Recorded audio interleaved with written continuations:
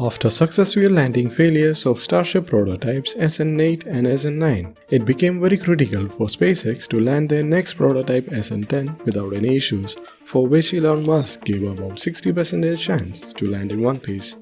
And guess what? SN10 did a successful landing without any explosion. But there was a twist. 7 to 8 minutes after landing, as SN10 was cooling down on the landing pad, it blew up into flames. So what went wrong?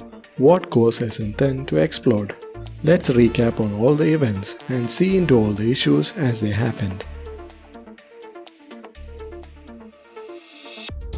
Seems like some of the problems started even before the launch. SpaceX was forced to delay the launch because of some technical issues.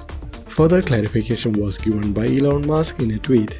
He said, "A launch about on slightly conservative high thrust limit, increasing thrust limit and recycling propellant for another flight attempt today."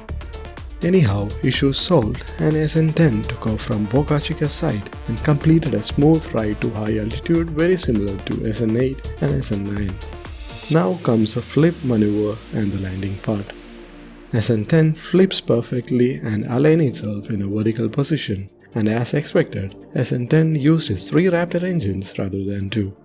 If you have seen my previous videos, I have mentioned what went wrong with SN8 and SN9 and why their landing failed and what to expect from SN10. Here, SN10 is slowing down and is starting to pull out its landing legs. But wait, something is not right. Look at this point. Those landing legs haven't popped out properly.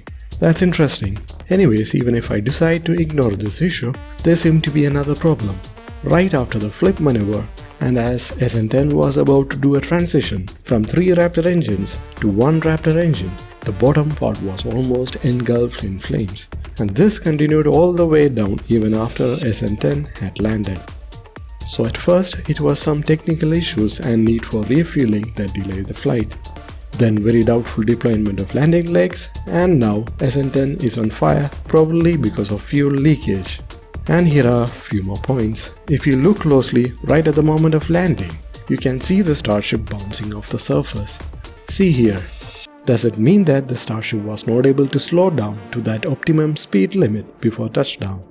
And here is the last point. From one angle, the Starship is leaning towards one side.